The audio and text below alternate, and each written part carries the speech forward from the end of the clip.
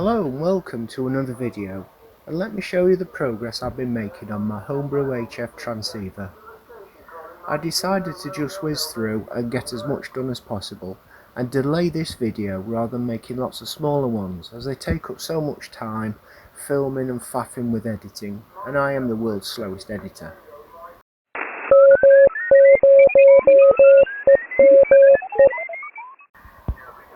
So here we are, the basic receive chain is finished, to the point where the audio you can hear in the background is from this radio. I'm using the DDS output from the Mark II as a local oscillator until the new DDS is ready, but this is fine for now. I think in a previous video I only got as far as the RF amp, so I will cover the rest of the sections today. Here is the first stage after the RF amp, and it is called a double balanced mixer. Its role is to mix the incoming tuned frequency with a local oscillator to produce a fixed frequency, in this case 10.695 MHz, what is called the intermediate frequency, or IF for short.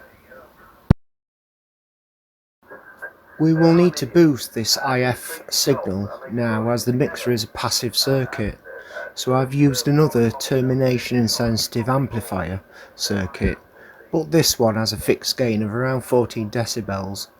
This circuit is used several times throughout the transceiver, both in receive and transmit paths.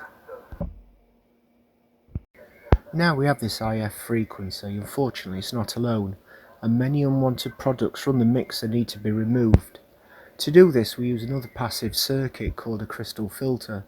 It has a very narrow bandwidth of about 3 kHz and is a very simple way to allow this narrow band to pass through. You guessed it, because it's a passive circuit it needs another IF amp, so another termination insensitive amplifier. This detector circuit works in two ways, depending how signals are presented to it. In receive it mixes the IF frequency with the BFO oscillator, and the result is audio that is fed off to the speaker. But in transmit mode it works in reverse, mixing audio with the BFO to generate the IF that goes out the antenna. This is the BFO, or beat frequency oscillator, or even sometimes called a carrier insertion oscillator. Its role is to produce a frequency that, when mixed in the product detector, the difference in frequency means just the audio remains. There are trimmer capacitors to set the frequencies for upper and lower sidebands. It's audio amp time, and yes, another termination insensitive amp feeds a volume control and then an 8-pin LM380 audio chip.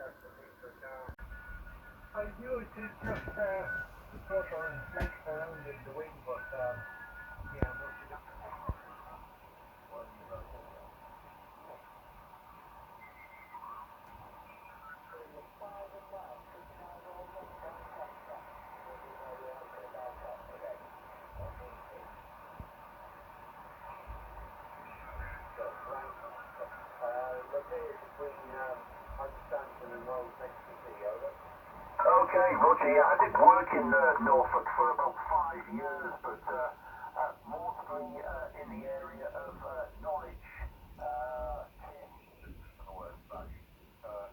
Turn it over, John in Croydon, over. Yeah, hello, John, sorry about that. I don't know what happened, but I had a look physically looked at the radio, and according to the icon code, it's hydrogen-2 electric motors, and Toyota currently have a car, which James May owns one.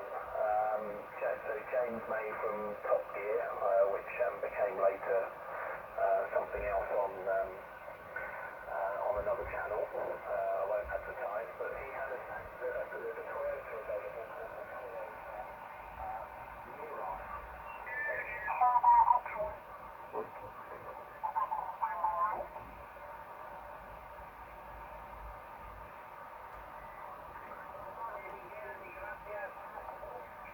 So I think it's about time that we're packing up. The scouts have all run away. So this is our final QSO of the day, so our final contact. So thank you very much for letting us get Germany in the log, and we will say 73 for now, over.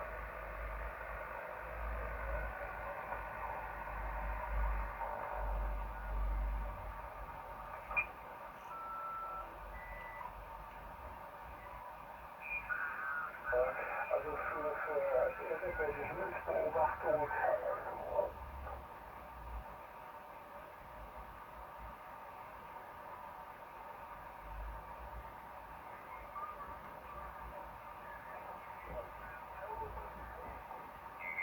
Modification.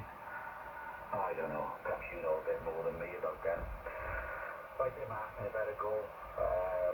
They want something else calling, but she wants to go.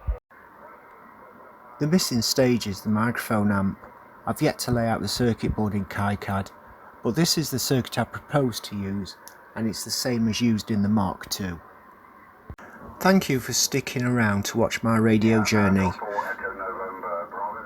I will try to find more time to show how stages are designed and made into a PCB design, and even made with a soldering iron. So to that end, the next video will be the mic amp build. Oh yes, and I'm after a name for the radio. Any ideas, let me know. Catch you next time. 7 3s, cheers.